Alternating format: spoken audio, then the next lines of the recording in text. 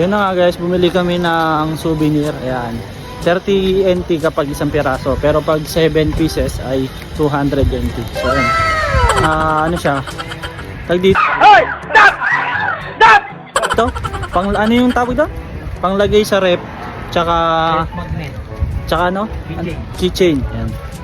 So yun, ano lang, saglit lang kami dun sa Rainbow Village kasi hindi naman kalaki yung sinasabi nilang Rainbow Village. Pwede kayo mag-picture dun guys. Punta na kayo dito. So yun na guys, nakalis na kami sa Rainbow Village. So hindi namin alam kung saan kami pupunta. So yun na guys, nagbabike lang kami. Jeter Chow!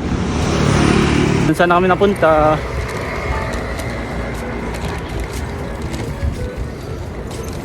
Yan ang company nila boy. Yan yung green? Oo, yan. Malawak yan. So na guys, dahil na uho kami, dito muna kami sa 7-Eleven.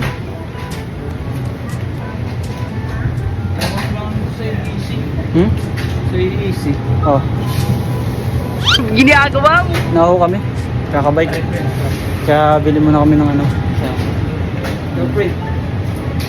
Ano yun? Palakas. Palakas. Bili muna kami. So yun guys, muli kami.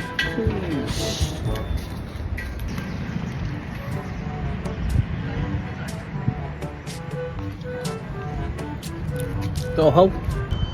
So yun na guys, saan na kami napunta?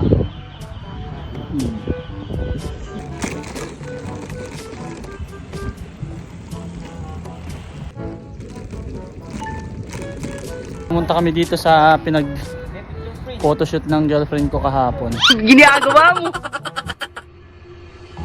Lagi natin tatandaan na totoo, marami tayong kaibigan, pero pili lang yung pwede natin pagkatiwalaan.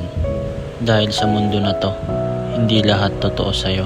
Kaya kung sino yung laging nandyan para sa'yo, dapat palagahan mo. Kasi bihira yung kaibigan na dadamayan ka, may maitulong ka man sa kanya o wala.